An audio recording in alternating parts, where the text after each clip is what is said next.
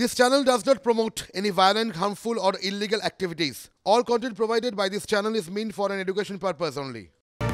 এদিকে ভোটের আগে উত্তরবঙ্গে মুখ্যমন্ত্রী মমতা বন্দ্যোপাধ্যায় হাবড়ার সভা সেরে আজই তিনি শিলিগুড়িতে যাবেন। আগামীকাল ফুলবাড়িতে সভা করবেন মুখ্যমন্ত্রী। আর কি কর্মসূচি রয়েছে কথা বলবো প্রসেনজিতের সঙ্গে। প্রসেনজিৎ, মুখ্যমন্ত্রীর আজকের এই সফর, কিছুদিন আগে আমরা দেখলাম যে প্রধানমন্ত্রী সভা করে গেছেন শিলিগুড়িতে এবং তারপর মুখ্যমন্ত্রীর আজকের এই জনসভা কি কতটা তাৎপর্যপূর্ণ? দেখো, প্রথমে দেখাই এবার সরকারি সভায় কিন্তু র্যাম্প বসানো হচ্ছে, কারণ আজ বিকেলে দীনবন্ধু মঞ্চে সরকারি অনুষ্ঠান করবেন মুখ্যমন্ত্রী। মূলত পাহাড়ের বিভিন্ন বোর্ড এবং সমতলের যে বোর্ডগুলো আছে সেই বোর্ডগুলোর যারা রয়েছেন সদস্য তাদেরকে নিয়ে কিন্তু সভা করবেন। এই দোতলায় যে দীনবন্ধু মঞ্চ সেইখানে সভা হবে এবং এই র্যাম্প তৈরি করা হচ্ছে। এই সভার পাশাপাশি যেটা দলসূত্রে জানা যাচ্ছে যে আজ বিকেলের পর উত্তরবঙ্গের যে বিভিন্ন প্রার্থীরা আছেন তৃণমূলে তাদের নিয়ে একটা বৈঠক এই দীনবন্ধু মঞ্চে হতে পারে। এর পাশাপাশি আগামীকাল উত্তরকন্যা সংলগ্ন ফুলবাড়িতে একটি সরকারি সভা রয়েছে, যে সভা থেকে পরিষেবা প্রদানের পাশাপাশি কার্যত রাজনৈতিক বক্তব্য এবং তার দিশা দেখাবেন দলনেত্রী এবং মুখ্যমন্ত্রী মমতা বন্দ্যোপাধ্যায়। আমরা জানি কয়েকদিন আগে নরেন্দ্র মোদী এসেছিলেন, কাওয়াখালীতে রেকর্ড সংখ্যক ভিড় হয়েছিল। তারপরেই কিন্তু তড়িঘড়ি এই সভা দুটির আয়োজন করা হয় এবং সরকারের তরফে জানিয়ে দেওয়া হয় আজ বিকেলে তড়িঘড়ি মুখ্যমন্ত্রী উত্তরবঙ্গে আসবেন এবং এই দীনবন্ধু মঞ্চকে সাজিয়ে তোলা হচ্ছে। এই দীনবন্ধু মঞ্চে কিন্তু বিকালবেলা এসে এই র্যাম্পে হেঁটে যাবেন মুখ্যমন্ত্রী। বিকালে এখানে উত্তরবঙ্গের বিভিন্ন যে বোর্ড রয়েছে, পাহাড়ের যে একাধিক বোর্ড রয়েছে, সেই বোর্ডের কর্মকর্তা যারা আছেন আমাদের অবশ্যই দিকে নজর থাকবে। প্রসেনজিৎ সঙ্গে থাকো। তবে এর মাঝে আরো একটা বড় খবর, লোকসভা ভোটে নজরদারির জন্য প্রায় 900 জন সাধারণ পর্যবেক্ষক নিয়োগ করল নির্বাচন কমিশন। কমিশন সূত্রে আমাদের কাছে যে খবর এসে পৌঁছচ্ছে, ভোটে দেশ জুড়ে, গোটা দেশ জুড়ে কাজ করবেন প্রায় 450 জন পুলিশ পর্যবেক্ষক, থাকছেন 800 জন অতিরিক্ত পর্যবেক্ষক। সোমবার নয়াদিল্লিতে সব পর্যবেক্ষকদের সঙ্গে নিয়ে বৈঠকের নির্দেশ নির্বাচন কমিশনার রাজীব কুমারের। আরো একটা খবর দিয়ে আপনাদের এই মুহূর্তে গুরুত্বপূর্ণ আরো একটা খবর, নির্বাচনী বন্ড নিয়ে এবার আরো করা হলো সুপ্রিম কোর্ট। স্টেট ব্যাংকের নির্বাচনী বন্ডের তথ্য আজই নির্বাচন কমিশনকে দিতে হবে। তারা কি দিতে চলেছেন? কি আপডেট রয়েছে এই বিষয়ে? একেবারে সরাসরি নয়াদিল্লি থেকে জ্যোতির্ময়ের কাছ থেকে এই বিষয়ের আপডেট নিয়ে নিন। জ্যোতির্ময়,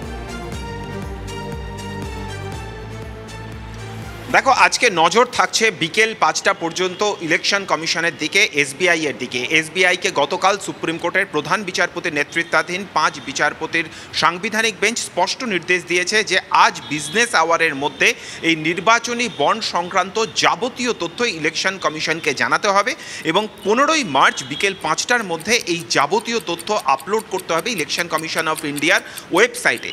যে বিষয়টা গুরুত্বপূর্ণ, গতকাল আমরা কোর্টে দেখতে পাই এসবিআই এর তরফ থেকে সুপ্রিম কোর্টের সাংবিধানিক বেঞ্চের কাছে আবেদন জানানো হয় যে আরও সময় তাদেরকে দেওয়া হোক, জুনের 30 তারিখ পর্যন্ত সময় দেওয়া হোক। তার কারণ যে বিপুল পরিমাণ তথ্য ভাণ্ডার রয়েছে তা আলাদা আলাদা জায়গায় রাখা রয়েছে।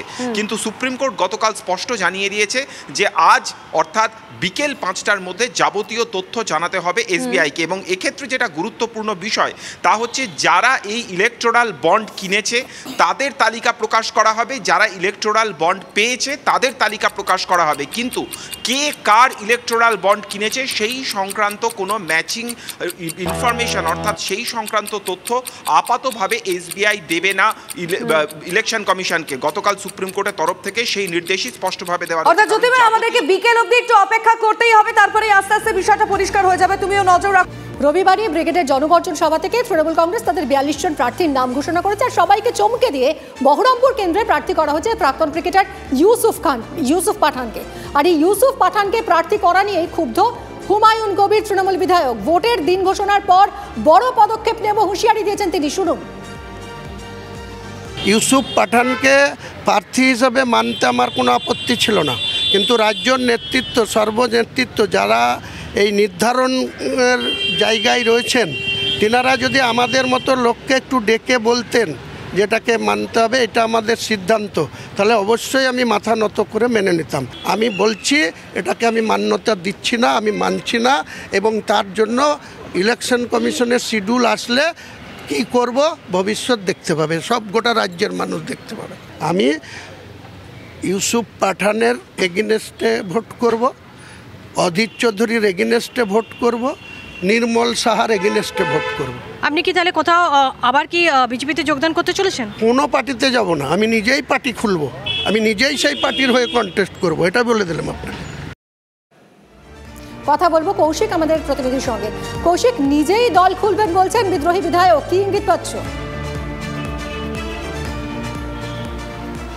দেখো, যে 2023-এ যে নির্বাচন ছিল, পঞ্চায়েত নির্বাচন, সেই সময় বিস্ফোরক ছিল। তিনি কিন্তু সেই সময় একটা কথা বলেছিলেন যে আসন্ন লোকসভার পরে তিনি কোনো সিদ্ধান্ত নিতে পারেন। সেই জায়গায় দাঁড়িয়ে তিনি অপেক্ষা করছিলেন 2024 হয়তো তাকে প্রার্থী করা হতে পারে লোকসভা বহরমপুর কেন্দ্রে, এবং তিনি ঘনিষ্ঠ মহলে কিন্তু সেই আবেদনও করেছিলেন বা তার এই কথা জানিয়েছিলেন যে তিনি প্রার্থী হলে তিনি অধীর চৌধুরীকে হারাবেন।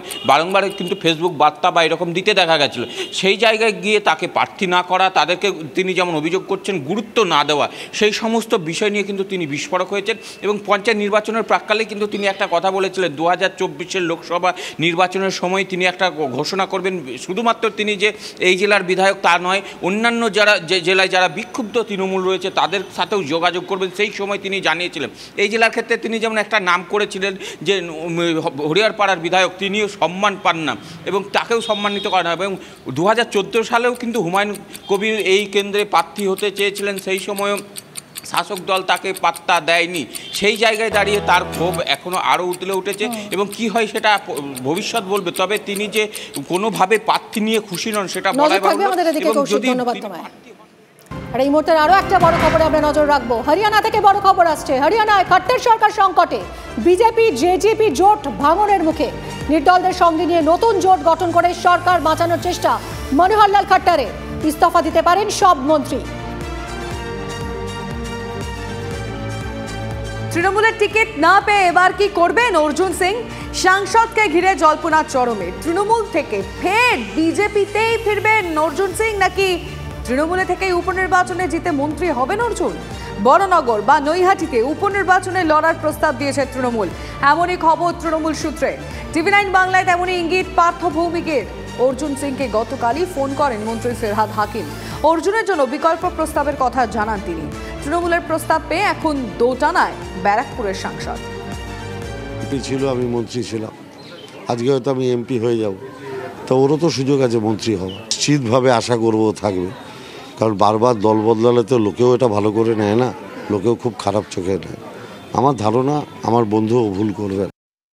সিটিং এমপি আছি তাই তো পার্থ ভৌমিক আমার কাছে আছে যে লড়াই করবে, সে সিটিং এমপি কাছে আসবে, চায় খাবো আমরা। বহুদিন ধরে আমার এখানে আসেনি, কেন বড় নেতা হয়ে গেছে, প্রতিশ্রুতির উপরে আমাকে রাজনীতি করতে হবে, তার থেকে ভালো নাই করবো। আপনার সঙ্গে বিজেপির কোনো নেতৃত্ব তাদের সঙ্গে কথা হয়েছে? না, আমার সঙ্গে এরকম কোনো কথা হয়নি। কোনো কথা হলে আপনাকে লুকানো আমার কোনো ব্যাপার ছিল না, কিন্তু আমার সঙ্গে কারো কথা হয়নি।